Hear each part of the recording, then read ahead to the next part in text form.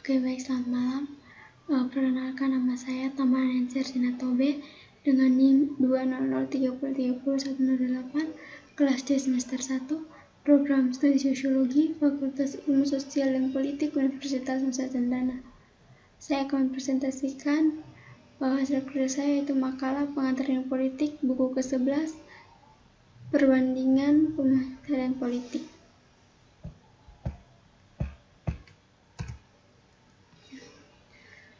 Konsep kunci. Pertinjauan tempat terbaik untuk memulai studi tentang topik apapun adalah dengan eksplorasi konsep-konsep kunci.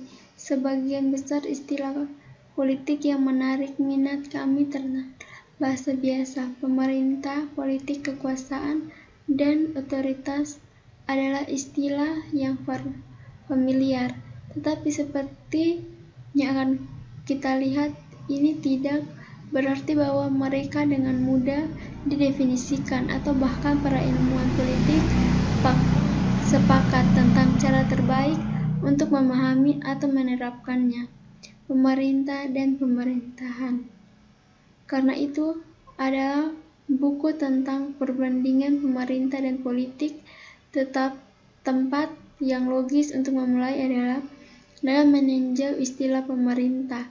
Sekelompok kecil orang dapat mencapai keputusan kolektif tanpa prosedur khusus. Sebuah keluarga atau tim olahraga dapat mencapai pemahaman melalui diskusi individual, informal, dan kesepakatan ini dapat dilaksanakan sendiri dalam arti bahwa mereka yang membuat keputusan melaksanakannya sendiri. Politik dan kekuasaan. Meskipun pemerintah berwujud dalam arti bahwa kita dapat melihat sebagian besar orang dalam pemerintahan dan bangunan yang dihuni oleh institusi, politik dan kekuasaan jauh lebih sulit untuk didefinisikan dan diukur. Dalam perdebatan tentang makna politik misalnya, kita dapat dengan mudah membuat daftar dan menyepakati contoh-contoh kegiatan politik. Pemerintah dan politik di negara. Banyak aspek berpendapat tentang pemerintahan, politik, kekuasaan, dan otoritas dipertontonkan di negara yang masih berjuang untuk mengembangkan bentuk politik dan identitas nasional yang bisa diterapkan dalam menghadapi berbagai perpecahan internal. Kurangnya pola pemerintah yang telah lama sejak kemerdekaan pada tahun 1960, Nigrai telah menjalani 3 periode pemerintahan sipil, 5 berhasil, dan beberapa percobaan kudeta militer, perang saudara, dan hampir 30 tahun pemerintah militer. Negara, otoritas, dan legislatif. Kita akan melihat negara secara lebih rinci di bab 4, tetapi pertinjau singkat di sini, sehingga kita dapat memahami 2 konsep lainnya yang menjadi inti pembahasan kita tentang pemerintah dan politik, otoritas dan legitimasi. Dunia terbagi menjadi hampir 200 negara. Bagian jumlah pastinya seperti yang akan kita lihat masing diberikan fokus. Masing-masing berisi populasi yang tinggal dan wilayah tertentu, dan masing-masing diakui oleh duduknya dan oleh negara bagian lain sebagai yang berhak. Ideologi. Konsep yang ditinjau sejauh ini terutama tentang politik, tetapi gagasan juga memainkan peran dalam politik.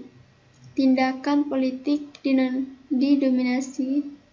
domitifikasi oleh gagasan yang dipegang oleh tantangannya. Salah satu cara untuk memahami ini adalah melalui gagasan ideologi. Ini adalah istilah yang diciptakan oleh filsuf Prancis, Antoine de Tracy selama tahun 1970-an setelah Revolusi Prancis untuk mengembangkan ilmu tentang gagasan. Bab 2. Pendekatan teoritis. Dalam bab pembuka, kita memahami perbandingan pemerintah dan politik secara luas. Dan mungkin sudah jelas bahwa ini adalah bidang studi yang dalam dan kompleks. Ini cukup benar di tingkat negara bagian, dan kompleks tumbuh ketika kita menemukan beberapa sistem politik ke dalam persamaan. Teori datang untuk menyelamatkan dengan mengumpulkan sekelompok pengamatan dan faktor yang tidak terstruktur ke dalam kerangka kerja yang tepat. Kita gunakan untuk memandu diri kita sendiri saat kita berusaha menjawab pernyataan politik sebagai mengapa beberapa negara didominatif yang lain tidak, atau mengapa demokrasi tampaknya demikian menjadi mutlak di beberapa negara. Gambaran umum, teori adalah bagian penting dari latihan mencapai pemahaman dalam bidang pengetahuan ataupun membuka pikiran kita ke berbagai cara pandangan. Untuk politik komplektif artinya mengembangkan dan menggunakan prinsip dan konsep yang dapat digunakan untuk menjelaskan segala sesuatu, mulai dari pembentukan negara hingga karakter lembaga, proses demokrasi, metode di aktor, dan dinamika ketika stabilitas politik, partisipasi politik, dan kebijakan politik publik. Wajah berubah dari politik konvektif. Meskipun perbandingan terletak di jantung sampai penelitian sub bidang politik, komparatif relatif mudah seperti landasan teoritisnya. Sebagian upaya sistematis ia dapat ditelusuri kembali ke asal mula formal ilmu politik di akhir abad ke-19, tetapi ia lama tertinggal di belakang studi politik dalam negeri dan masih kurang baik identitas yang berkembang dengan baik atau tunggal atau bahkan dominan. Pendekatan teoritis. Pendekatan kelembagaan. Studi tentang lembaga pemerintah telah lama menjadi tujuan utama ilmu politik pada umumnya dan politik konvektif pada khususnya. Faktanya, selama dekade formatifnya ilmu politik didominasikan oleh institusionalisme dengan para sejarah terutama tertarik untuk memahami aturan dan struktur lembaga pemerintahan, menggunakan pendekatan yang seringkali deskriptif dan kualitatif, dan kurang tertarik pada pengembangan teori. Pendekatan pilihan rasional. Sementara isme adalah pendekatan yang berfokus pada struktur dan dinamika lembaga yang mengatur. Pendekatan pilihan rasional berfokus pada individu dan pada asumsi bahwa kita semua didorong oleh keinginan untuk memaksimalkan kepentingan kita sendiri. Seperti yang dikatakan Gendra 2003, orang tradisional dalam arti bahwa dengan tujuan dan statistik alternatif untuk dipilih, mereka akan memilih alternatif yang memaksimalkan peluang mereka untuk mencapai tujuan mereka. Bab 3. Metode kognitif. Sejauh ini kita telah memilih aspek konseptual dan teoritis dari politik komparatif.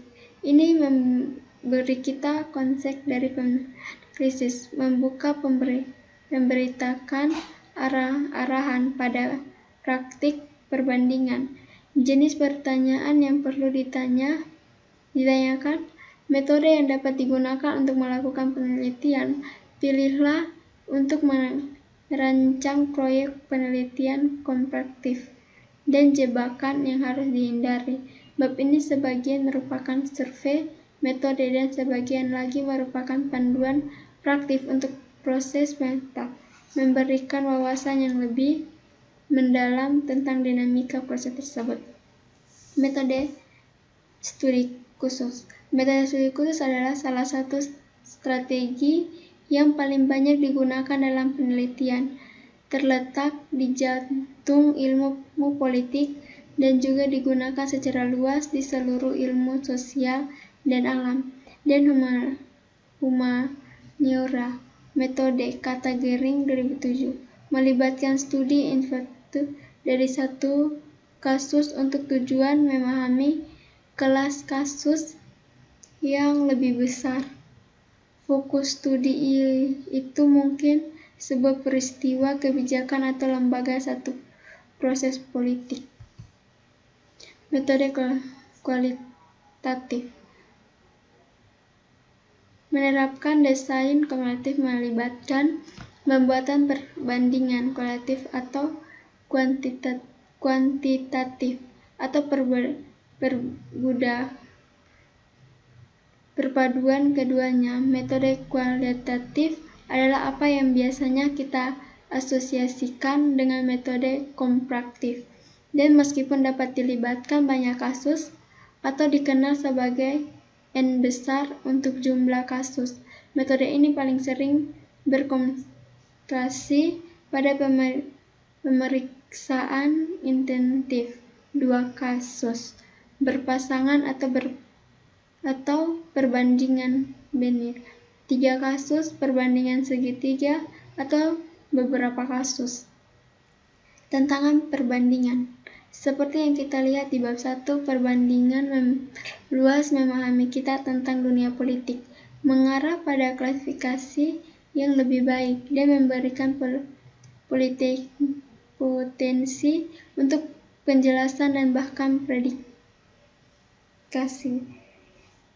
Dan seperti yang baru saja kita lihat pada pendekatan beberapa untuk menggunakan kasus dan variabel dalam studi komparatif. Terlalu sedikit kasus, terlalu banyak variabel.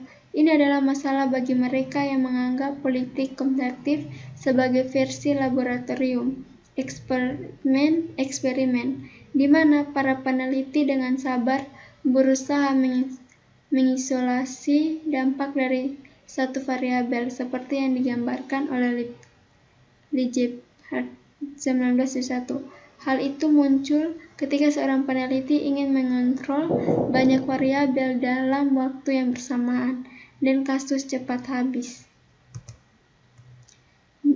Bias seleksi.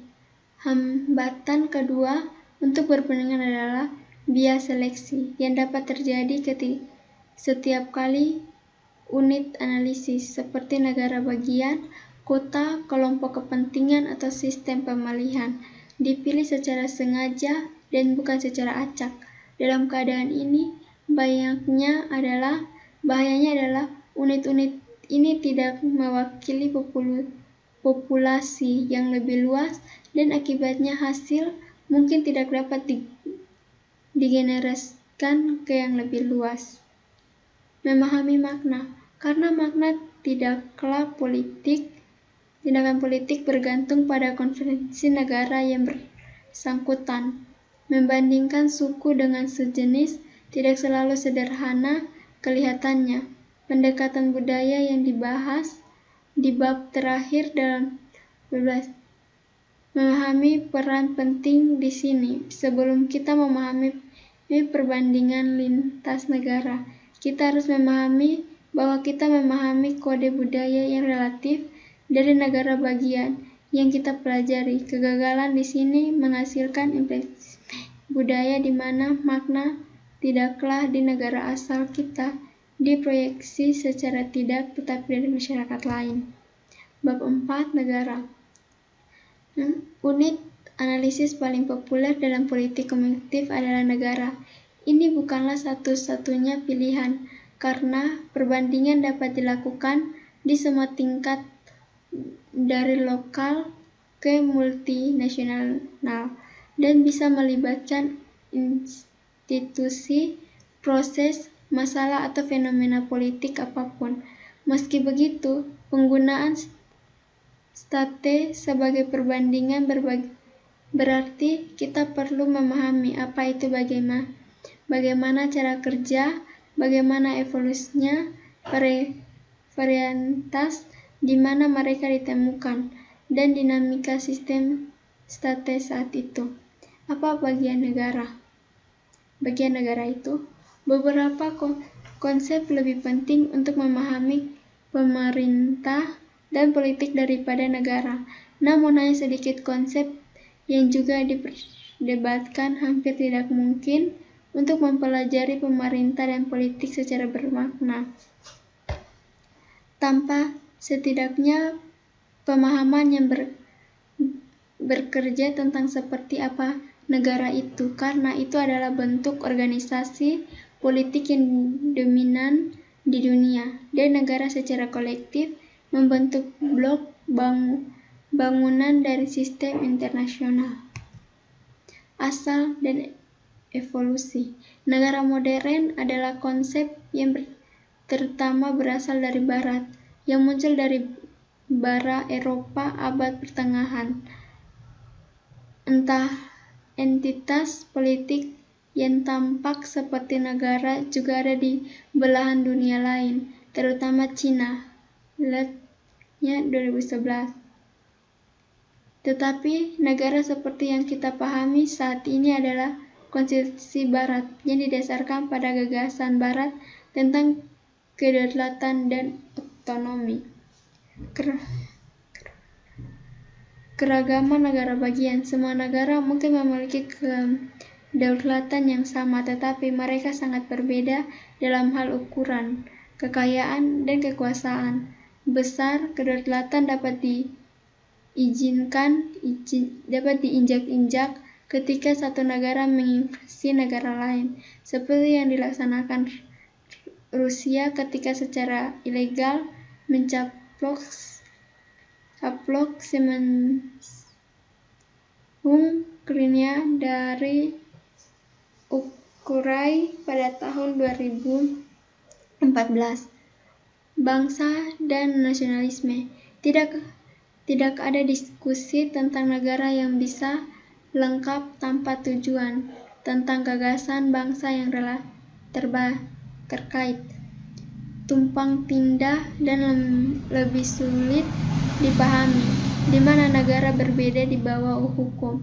Negara dianggap oleh Anderson 2013 sebagai komunitas yang dibayangkan dan sering dipandang sebagai kelompok apapun yang mengadakan klaim untuk dianggap seperti itu. Namun dalam dua cara kita bisa lebih tepat. Satu, masa depan negara. Negara jauh dari statis. Perbandingan mereka sering berubah, dan otoritas mereka ditanggung oleh kesulitan yang dihadapi banyak orang dalam mencapai kepersatuan dan stabilitas internal. Uni Eropa dan artinya bagi negara-negara Eropa. Salah satu dari banyak tantangan bagi negara modern adalah fenomena integrasi regional, di mana dua atau lebih negara membangun hubungan kerjasama yang melampaui apa yang ditumbuhkan dalam organisasi internasional standar. Mereka berupaya mengurangi hambatan perdagangan, membentuk lembaga administratif bersama, dan mengembangkan aturan umum tentang kepentingan bersama sambil tetap berdaulat secara politik. 5. Pemerintah demokrasi. Demokrasi langsung. Bentuk demokrasi paling murni adalah jenis demokrasi langsung yang dicontohkan dalam pemerintahan Athena antara 461 dan 332 sebelum Masehi. Selama masa ini, Yunani terdiri dari beberapa ratus komunitas, kota kecil dan mandiri yang dikenal sebagai polis. Masing-masing biasanya terdiri dari inti perkotaan dan pedalaman pedesaan. Demokrasi representatif dalam bentuk negara modernnya, prinsip demokrasi lebih berubah dari pemerintahan sendiri menjadi pemerintahan yang dipilih, menghasilkan fenomena demokrasi perwakilan, suatu bentuk pemerintah tidak langsung. Demokrasi di India. Ini adalah pengecualian besar atas tesis bahwa demokrasi yang stabil dibatasi untuk negara-negara makmur, terlepas dari kemiskinan yang sangat besar dan ketidaksetaraan yang sangat besar. Demokrasi mengangkar kuat di India, yang sering digunakan secara demokrasi terbesar di dunia. Kisah ini menimbulkan pernyataan bagaimana ia mampu mengonsultasikan demokrasi dengan latar belakang tantangan ekonomi dan sosial yang utama, masa depan demokrasi. Tetapi sebelum buku Huntington tentang gelombang demokratisasi diterbitkan, ekonomi politik Francis Fukuyama terinspirasi oleh berakhirnya Perang Dingin dan kecepatan transisi demokrasi di Eropa Timur untuk meminjam dari Hegel, Marx, dan layanan dalam mendirikan akar sejarah atau kemungkinan akhir demokrasi. Apa yang mungkin kita saksikan bukan hanya akhir dari Perang Dingin atau berlalunya periode tertentu dari sejarah pasca perang, tetapi akhir dari sejarah, artinya akhir titik evolusi ideologis umum manusia dan universalisasi demokrasi liberal Barat sebagai bentuk akhir dari pemerintahan manusia. Sekian, terima kasih. Kiranya apa yang saya paparkan bermanfaat bagi kita semua.